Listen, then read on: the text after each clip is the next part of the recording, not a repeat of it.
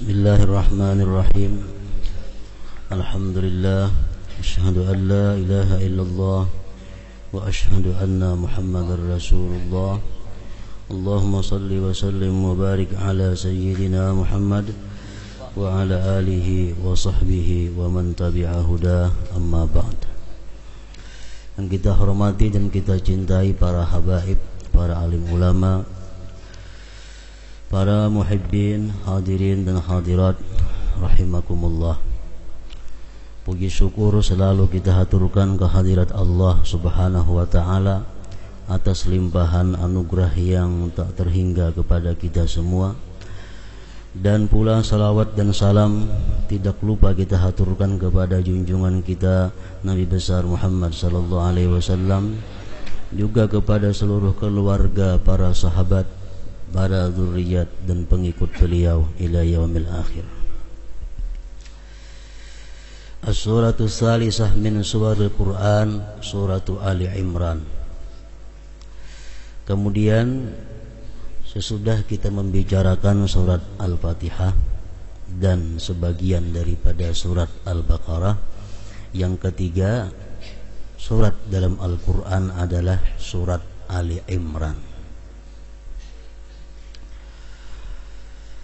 Madaniyatun, surat Ali Imran itu diturunkan kepada Rasulullah sallallahu alaihi wasallam sesudah beliau hijrah. Ayatuha mi'atani, ayatnya surat Ali Imran itu 200 ayat. Mengenai surat Ali Imran ini Rasulullah sallallahu alaihi wasallam bersabda, man qara'a surah allati yuzkaru fiha Alu Imran yaumal jumu'ah sallallahu alaihi wa malaikatuhu hatta taghibas syams, rawahu Tabarani. Rasulullah bersabda, barang siapa yang membaca surah Ali Imran pada hari Jumat, maka Allah memberikan salawat kepadanya, begitu pula malaikat, sehingga tenggelam matahari. Jadi mulai pagi sampai sore kita berada di dalam salawat Allah, kita berada di dalam salawatnya para malaikat kalau kita pada hari itu membaca surat Ali Imran. Rasulullah bersabda lagi tentang surat Ali Imran ini, man qara'a ala Imran fahuwa ghaniyun, rawahu Darimi. Barang siapa yang membaca Ali Imran, maka dia menjadi orang yang kaya, menjadi orang yang kaya. Rawahu Darimi. Para muhibbin rahimakumullah, setiap nama surah itu ada mengandung sesuatu cerita yang bersangkutan dengannya, sebab-sebabnya. Yang pertama kita sudah tahu dalam Al-Quran itu ada surat Al-Fatihah, artinya pembuka. Dinamai itu surat Fatihah karena diletakkan nomor 1, surat pembuka Al-Quran. Kemudian kita pula mengetahui surat Al-Baqarah, dinamakan itu surat yang kedua, surat Al-Baqarah, karena di dalam surat itu ada tentang cerita sapi Baqarah. Nah, di sini pun demikian, surat yang nomor 3 dalam Al-Quran adalah surat Ali Imran. Ali Imran artinya keluarga Imran, keluarganya Imran. Allah Subhanahu wa ta'ala berfirman di dalam surat Ali Imran ini dari ayat 33 sampai seterusnya 37. Innallaha astafa Adam wa Nuha wa ala Ibrahim wa ala Imrana 'alal alamin. Nah, di sini disebut ala Imran. Innallaha astafa Adam wa Nuha wa ala Ibrahim wa ala Imrana 'alal alamin. Artinya sesungguhnya Allah telah memilih, Allah telah mengistimewakan pertama Nabi Adam, kedua Nabi Nuh, yang ketiga keluarga Ibrahim, yang keempat keluarga Imran, Ali Imran. Allah istimewakan itu alal alamin, atas seluruh alam. Jadi Ali Imran termasuk satu keluarga yang diistimewakan oleh Allah Subhanahu wa taala, sehingga surat yang ketiga dalam Al-Qur'an disebut surat Ali Imran. Nah, ayat yang ke-33 tadi, innallaha astafa Adam, Allah telah memilih Nabi Adam. Allah memberikan keistimewaan kepada Adam. Apa keistimewaan Nabi Adam yang diberikan Allah? Pertama, bi an khalaqahu biyadihi wa nafakha bihi mir ruhi. Allah menciptakan Nabi Adam itu langsung, tanpa ada perantara. Dalam bahasa Al-Quran disebut Allah menciptakan Adam dengan tangan Allah sendiri. Nah, lain hal manusia lain dicipta oleh Allah melalui hubungan suami istri.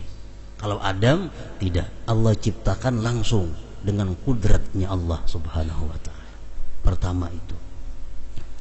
Yang kedua, Allah mengistimewakan Nabi Adam, wa asjada lahu malaikatahu. Allah perintahkan seluruh malaikat menghormati Nabi Adam.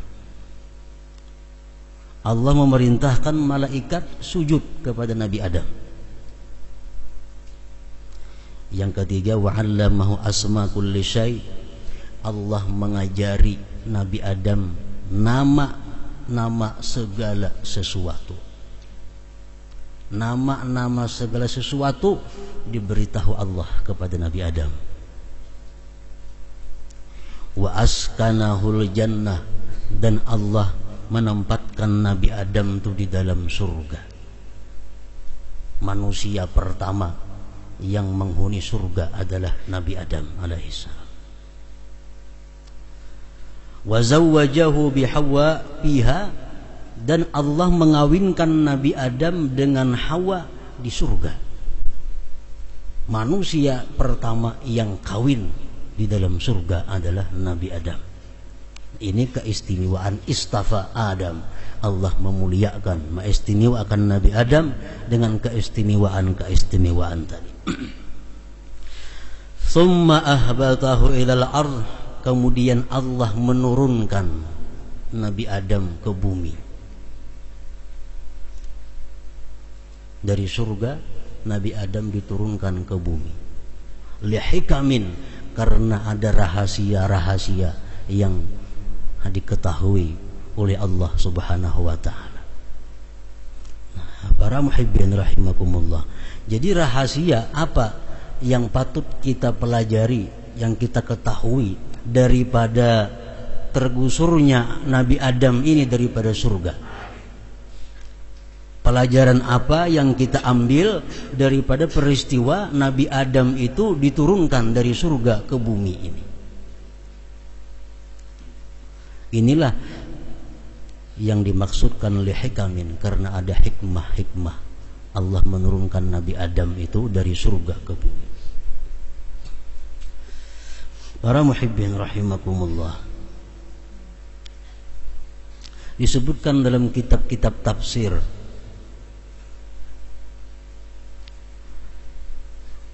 bahwa Nabi Adam itu diturunkan ke bumi dari surga karena memakan buah yang dilarang. Kenapa Adam memakan buah yang dilarang itu? Adam ditanya, kenapa engkau memakan buah yang sudah kularang itu, kata Allah. Adam menjawab, amaratni Hawa, aku diperintahkan oleh Hawa, bininya Siti Hawa. Ya Allah, aku makan itu buah karena aku diperintah oleh Hawa. Limutawa'ati Hawa, karena aku mentaati istriku Hawa. Karena aku mentaati istriku Hawa. Sedangkan Hawa, kenapa Hawa makan buah yang terlarang itu? Li'annaha la taqna'u bima abahallahu laha fil jannah. Karena Hawa ini tidak puas dengan apa-apa yang dibolehkan Allah di dalam surga itu. Itu salah satu di antara hikmahnya.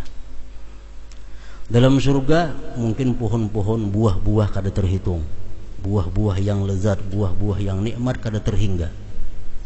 Semuanya itu dibolehkan memakannya Adam dan Hawa ini, kecuali hanya satu buah, hanya satu batang pohon yang buahnya kada boleh dimakan.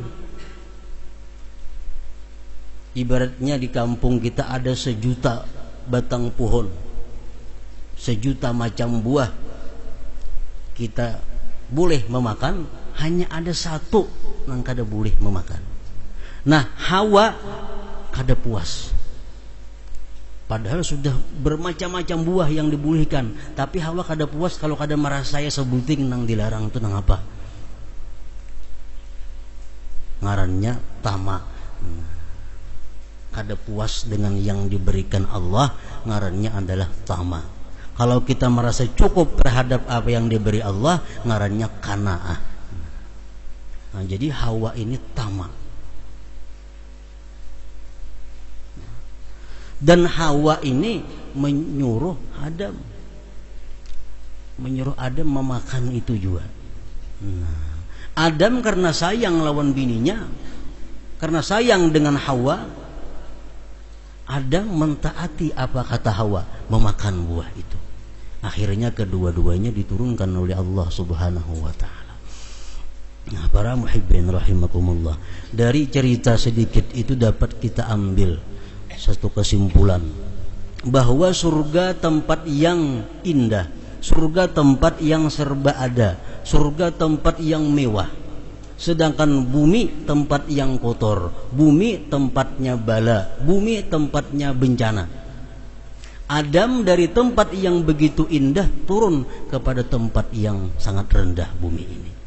Kenapa sebabnya? Iya tadi. Pertama, karena Hawa tidak qanaah, atau karena Hawa tamak. Yang kedua, karena Adam ini mentaati apa yang diminta oleh Hawa. Nah, para muhibbin rahimakumullah, jadi dalam kehidupan kita sehari-hari ini, kita akan menjadi susah, kita akan menjadi payah, kita tidak akan merasakan satu kebahagiaan hidup kalau kita bersifat tamak. Kalau kita bersifat tamak, contohnya ya Hawa tadi, karena dia bersifat tamak, akhirnya gugur ke bumi. Nah, itu juga demikian pula halnya kita, kalau kita bersifat tamak, kita selalu tidak cukup dengan apa yang diberikan Allah, kita hidup akan susah. Kita kada akan menemukan kebahagiaan, kada akan menemukan ketenangan di dalam dunia ini. Nah, sifat tamak inilah yang menarik seseorang, yang menarik membawa seseorang melanggar undang-undang Allah Subhanahu wa taala. Orang yang bersifat tamak ini mau menipu ujungnya apa? Penjara, sengsara. Orang yang bersifat tamak ini mau mencari harta siang malam, hujan panas, akhirnya awak uyuh, penyakit kuning, sengsara. Akibat tamak.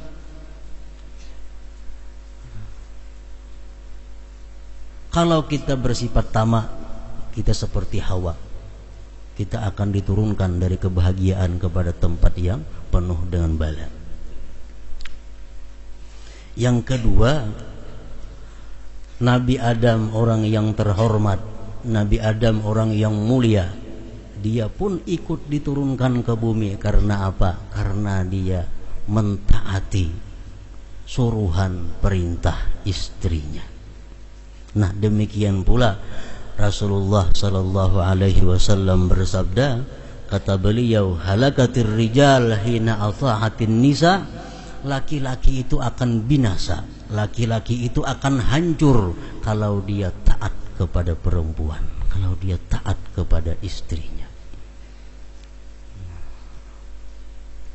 Dalam hadis lain beliau mengatakan ta'isa abduz zaujah, binasa orang yang diperbudak istrinya. Binasa orang yang selalu mentaati kehendak bininya. Nah, para muhibbin rahimakumullah. Ini artinya bukan kita kada boleh sama sekali menuruti kehendak bini, bukan itu. Tapi yang dimaksud ini adalah kalau andai kata bini kita itu bakal hendak 10, ya 4 nang dikabulakan 6 kada. Bila kita kabulakan terus kehendaknya, jadi Nabi Adam kita gugur. Nah, jadi macam itu maksud. Bukan artinya tutup sama sekali, bini kada boleh bakal hendak, harus kehendakku, kada macam itu juga. Nah, tapi harus kita laki ar-rijal ini mesti lebih daripada diatur oleh seorang istri. Kalau kita sudah rela kita diatur seorang istri, nah tinggal tunggu kehancuran kita. Kehancuran apa? Kehancuran dunia dan akhirat, bukan hanya dunia. Al-Hasan al-Basri berkata, "Ma asbaha rajulun yuti'u imra'atah fi ma tahwi illa kabbahu Allahu finnar." Apabila seorang laki-laki itu senantiasa taat kepada istrinya, maka Allah telungkupkan dia nanti di dalam neraka. Nah, jadi artinya ini satu bukti, satu contoh bagaimana orang yang taat dan patuh kepada istrinya Nabi Adam ini. Nah, kita sebagaimana orang yang belajar dari satu kejadian, Allah membuat demikian contoh kepada kita untuk dijadikan pelajaran. Jangan sekali-kali kita selalu mentaati apa yang diminta, apa yang disarankan oleh istri kita, demi keselamatan kita dunia dan akhirat.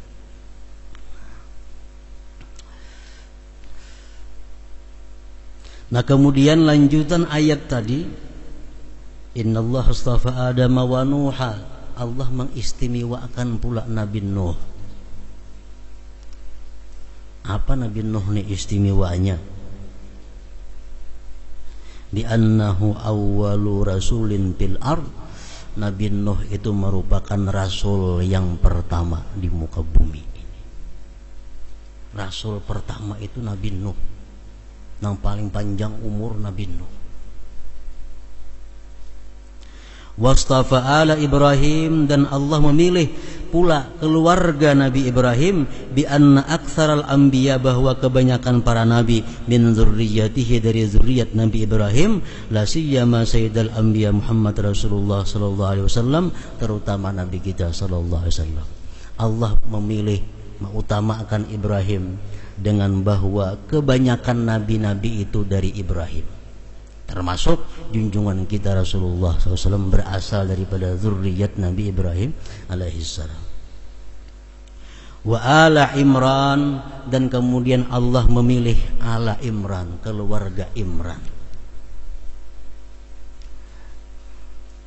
Imran ini seorang laki-laki yang ahli ibadah, laki-laki yang saleh, tokoh kaumnya. Punya istri namanya Hannah. Menurut pendapat jumhur ulama, Imran dan Hannah ini punya anak. Yang pertama namanya Asya. Asya ini diambil bini oleh Nabi Zakaria. Lahir Nabi Yahya. Nah, itu kan. Anaknya ini Imran, perempuan Asya, kawin dengan Nabi Zakaria, beranak Yahya, Nabiullah alaihissalam. Kemudian beranak yang kedua si Hannah ini ngarannya Maryam. Nah, Maryam melahirkan Nabi Isa alaihissalam. Jadi Imran ini orang yang luar biasa. Nah, punya menantu ada Nabi, punya cucu ada Nabi. Nah, makanya disebut samuan tadi ala Imran. Allah memilih keluarga Imran itu alal alamin, atas sekalian alam.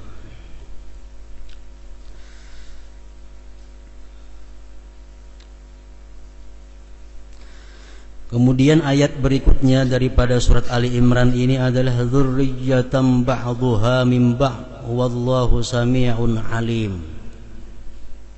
Zuriat sebagiannya dari sebagiannya. Wallahu sami'un alim. Allah Maha mengetahui, mendengar dan Maha mengetahui.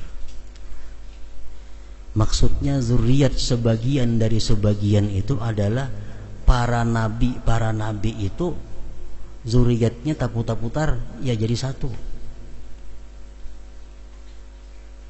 Nabi melahirkan nabi, cucunya nabi, ya zuriat dari sebagian. Contohnya Nabi Nuh alaihi salam. Nabi Nuh ini kalau disusur ke atas Idris. Nabi Idris. Nabi Idris disasar lagi ke atas Nabi Sis. Ada Nabi Sis. Sis ini anak Nabi Adam alaihi salam. Nah, itu zuriat. Ibrahim. Nabi Ibrahim kalau silsilahnya diurut ke atas sampainya kepada Nabi Nuh. Nuh sampai kepada selanjutnya tadi. Kemudian lagi Nabi Musa. Nabi Musa ini kalau diurut zuriatnya sampai ke Nabi Yakub. Yakub anaknya Ishak. Ishak anaknya Nabi Ibrahim. Nah, demikian pula Imran. Imran ini kalau diusut ke atas zuriatnya adalah sampai kepada Nabi Sulaiman. Nabi Sulaiman anak oleh Nabi Daud. Nabi Daud terus disasar sampainya kepada Yakub. Yakub anaknya Ishak, Ishak anaknya Ibrahim. Nah, jadi zurriyatan ba'dhuha min ba'din. Zuriat sebagian dari sebagian. Jadi artinya istilah orang kita dahulu bahwa buah itu gugurnya kada jauh daripada pohonnya. Ini orang Nabi, anaknya pun Nabi. Kada anaknya cucunya, kada cucunya buyutnya nang jadi Nabi. Zurriyatan ba'dhuha min ba'd. Nah, para muhibbin rahimakumullah, menurut para ahli hikmah, ahli hukama, kenapa rahasianya anak itu biasanya kada jauh daripada orang tuanya? Biasa kalau orang tuanya pedagang, anaknya kada jauh daripada pedagang. Kalau orang tuanya pegawai negeri, anaknya kada jauh daripada pegawai negeri. Paling kada menghunur kaina. Nah. Umpamanya orang tuanya ini orang saleh, kaina anaknya kada jauh daripada itu.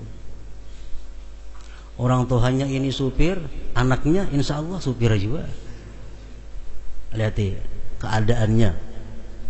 Orang tuanya ini tukang, anak cucunya kada jauh daripada tukang. Nah, ini zurriyatan ba'dhuha min ba'd. Zuriat daripada zuriat juga. Nah, kenapa rahasianya itu menurut para ahli hikmah tadi? Sebahagian daripada rahasia itu adalah pemikiran. Pemikiran seseorang itu sewaktu hendak mengumpuli istrinya. Ini sangat berpengaruh kepada status anak kaina begitu lahir, kalau itu jadi anak. Tukang tuh, pikirannya siang malam pertukangan aja.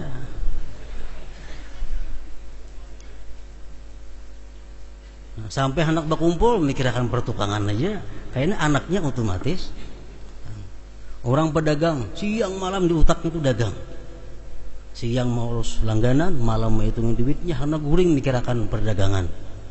Kayaknya anaknya otomatis. Nah, salah satu sebabnya adalah pikiran waktu hendak mengumpuli bini itu, kalau jadi anak kada jauh anak daripada itu. Nah, orang-orang nang saleh, orang-orang nang ahli ibadah, nang beramal hajainya, hendak mengumpuli bini pun sawat saja beramal, anaknya kan tentu jadi ahli ibadah. Orang macam itulah zurriyatan ba'dhuha min ba'din. Nah, jadi para nabi tadi, kalau zuriatnya para nabi itu ada aneh. Karena mereka disibukkan sehari-harinya dengan tugas nubuwah, dengan tugas kenabiannya. Nah, para muhibbin rahimakumullah, Rasulullah SAW pernah berkata kepada putri beliau yang beliau cintai adalah Siti Fatimah radhiyallahu anha. Ujar Nabi kita lawan Fatimah, ayu syai'in khairun lil mar'ah. Wahai Fatimah, sesuatu apakah yang paling baik bagi seorang perempuan itu? Sesuatu apakah yang paling baik bagi perempuan itu? Fatimah menjawab, qalat la tara rajula wa la yaraha rajulun. Perempuan itu yang terbaik wahai Rasulullah adalah perempuan yang tidak melihat laki-laki lain dan tidak dilihat oleh laki-laki lain. Begitu mendengar jawaban itu, Rasulullah memeluk kepada Fatimah dan berkata, dzurriyyatan ba'dhuha min ba'din. Nah, ini artinya apa? Orang nang harat melahirkan anak yang harat juga. Dzurriyyatan ba'dhuha min ba'din. Kemudian ayat berikutnya, wa idz qalat imra'atu Imran rabbi inni nadartu laka ma fi batni muharrara fataqabbal minni innaka antas samiul alim.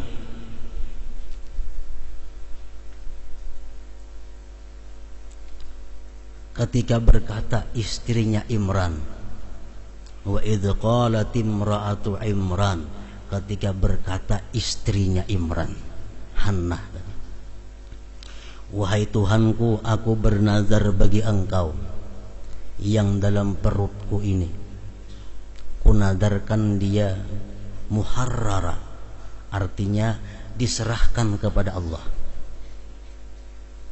maka terimalah daripadaku, sesungguhnya engkau maha mendengar dan maha mengetahui. Jadi Imran lawan bininya ini, waktu bininya belum lagi hamil, sudah berunding lagi bini. Kita amun yakin anaknya kita serahkan kepada Allah. Artinya kada mengambil keuntungan lawan anak, kita serahkan kepada Allah. Anak ini kita berikan kepada Masjidil Aqsa. Nah, setelah itu berkumpul Imran lawan Hannah ini. Beberapa saat Imran wafat, Hannah mengandung. Nah, waktu kandungannya itu, dalam waktu mengandung itulah Hannah ini mengulang nazar bersama suaminya dahulu. Inni nazartu laka ma fi batni muharrara fataqabbal minni innaka antas samiul alim.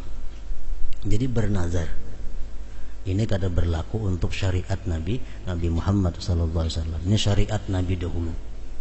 Kalau wah ini kada boleh kita bernazar dalam parut yang anak diberiakan, itu kada boleh.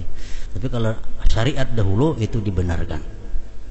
Nah, jadi Imran lawan Hannah ini waktu hendak berkumpul, dia sudah berniat bahwa anak yang andai kata ini jadi anaknya akan diberikan kepada Allah.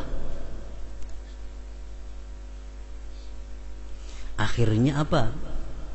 Sampai Hannah ini hamil, Hannah pun mengulang kembali kalimat itu. Dan dia berdoa kepada Allah, fataqabbal minni innaka antas samiul alim. Terimalah ini nazar. Nah, ini hubungannya apa dengan kita para muhibbin rahimakumullah? Sangat dianjurkan kalau kita ingin berkumpul dengan istri itu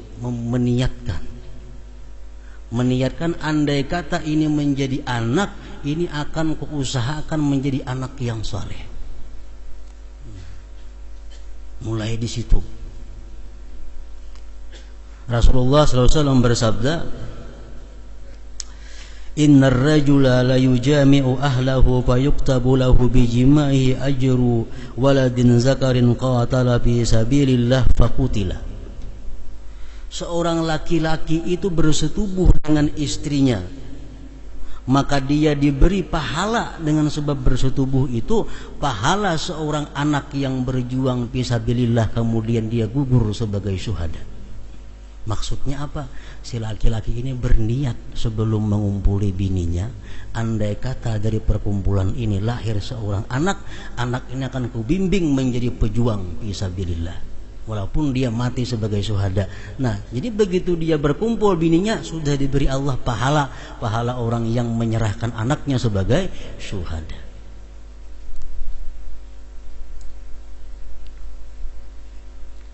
Jadi mulai sebelum menjadi anak sudah dididik untuk menjadi anak yang saleh. Mulai niatnya di situ.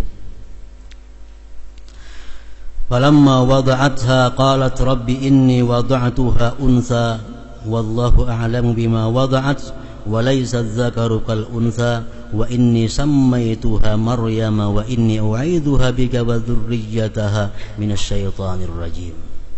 Begitu Hannah istri Imran tadi melahirkan, ternyata lahir perempuan. Padahal kehendak hari ini laki-laki mestinya anak nih, karena pajang diberikan lawan Allah, pajang diberikan kepada Masjidil Aqsa untuk menjadi kaum di Masjidil Aqsa. Falamma wada'atha qalat rabbi inni wada'tuha unsa. Manakala melahirkan dia, ternyata perempuan yang lahir ini, dan dia berkata, Rabbi inni wada'tuha unsa, ya Allah, ya Tuhanku, aku telah melahirkan perempuan. Allah menjawab, wallahu a'lamu bima wada'at. Allah tahu dengan apa yang ia lahirkan itu. Walaysa dzakaru kal unsa, memang laki-laki itu bukan seperti perempuan. Wa inni sammaituha Maryam, dan aku namai dia ini anak Maryam. Wa inni u'idzuha bik, dan aku lindungi dia dengan engkau, wa dzurriyyatah, dan zuriatnya itu Maryam, minasyaitonir rajim, daripada syaitan yang terkutuk. Ini boleh kita begitu lahir ditasmiyahi, itu boleh meniru istrinya Imran, Maryam. Maryam itu artinya khadimatur Rabb. Maryam itu artinya adalah orang yang mengabdi kepada Tuhannya. Maryam. Jadi kalau tulisan bahasa Indonesianya, Maryam itu M-A-R-Y-A-M. Maryam. Itu maka nang artinya khadimatur Rabb, pengabdi Tuhan. Maryam. M-A-R-Y-A-M. Maryam. Jangan Maryam. Maryam. Apalagi Maryam, jangan lagi. Khadimatur Rabb, orang yang mengabdi kepada. Nah, akhirnya fataqabbalaha rabbuha biqabulin hasanin wa ambataha nabatan hasana wa kaffalaha Zakaria kullama dakhala 'alayha Zakaria al-mihrab wajada 'indaha rizqa qala ya Maryamu anna laki hadha qalat huwa min 'indillah innallaha yarzuqu man yasha'u bighairi hisab. Nazar tadi diterima oleh Allah walaupun itu perempuan, walaupun yang lahirnya perempuan Maryam, tetap diterima oleh Allah dengan penerimaan yang baik. Allah tumbuhkan dia pertumbuhan yang baik, Maryam tadi, dan mengkafil memelihara akan Maryam itu adalah Zakaria, ipar. Manakala masuk atas Maryam itu Zakaria ke mihrab. Jadi Maryam ini diletakkan, mengnazar sudah untuk memelihara Masjidil Aqsa. Jadi dia guringnya di Masjidil Aqsa, diulahkan kamar di sana, dikunci, kada boleh masuk selain Zakaria. Kalau orang sudah habisan beribadah di sana, Maryam membersihkan masjid itu. Nabi Zakaria ma'atari makanan, ma'atari minuman ke kamarnya Maryam itu. Kullama dakhala 'alaiha Zakaria al-mihrab, manakala Zakaria ini masuk ke kamarnya Maryam mihrab, wajada indaha rizqa, ternyata di situ ada rizki, ada macam-macam buah-buahan, ada macam-macam makanan yang mestinya kadada pada musim itu ada. Qala ya Maryam anna laki hadza, Ya Zakaria, wahai Maryam, dari mana datangnya ini? Siapa nama atar ini? Qalat, berkata Maryam, huwa min indillah, itu dari sisinya Allah. Ini karamah Maryam, karamatnya Maryam. Innallaha yarzuqu may yasha, sesungguhnya Allah memberikan rezeki orang yang Dia kehendaki, bighairi hisab, dengan tidak disangka-sangka, tidak dikira-kira. Nah, para muhibbin rahimakumullah, ini pernah terjadi kepada Rasulullah sallallahu alaihi wasallam. Beliau sudah berapa hari kada makan. Cari rumah bini sini, adakah makanan? Kada ada. Cari bini yang kedua, adakah makanan? Kata Rasulullah, kada ada. Sampai semuaan bini didatangi, kada ada nang bisi makanannya. Sampai sidin ke rumah Aisyah Fatimah radhiyallahu an. Sampai kepada rumah Fatimah, Rasulullah berkata, wahai Fatimah, apakah engkau ada makanan? Kata Fatimah, tidak ada wahai Rasulullah. Ulun pun sudah berapa hari tidak makan makanan. Kemudian Rasulullah berkata kepada Fatimah, coba buka itu apa dalam bejana itu. Nah, begitu dibuka oleh Fatimah, dalam bejana ternyata ada roti, ada daging, ada macam-macam makanan. Nah, kata Rasulullah, dari mana engkau ini hai Fatimah makanan ini? Fatimah menjawab seperti jawaban Maryam tadi.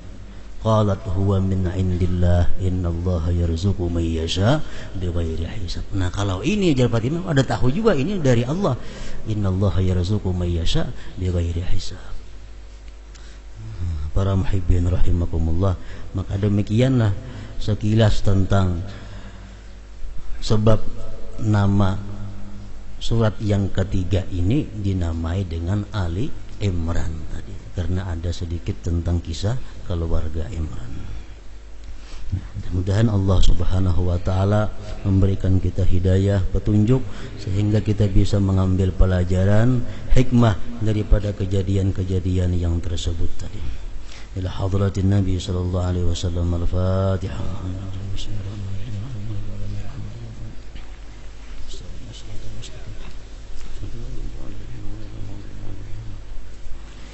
أشهد أن لا إله إلا الله وحده لا شريك له وأشهد أن سيدنا محمدا عبده ورسوله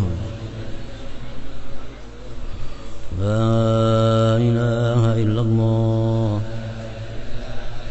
نستغفر الله لا إله إلا الله نستغفر الله لا إله إلا الله نستغفر الله لا إله إلا الله ونتوب إلى الله لا إله إلا الله محمد رسول الله صلى الله عليه وسلم فيا أيها الرجل منه شفاعة صلوا عليه وسلموا تسليما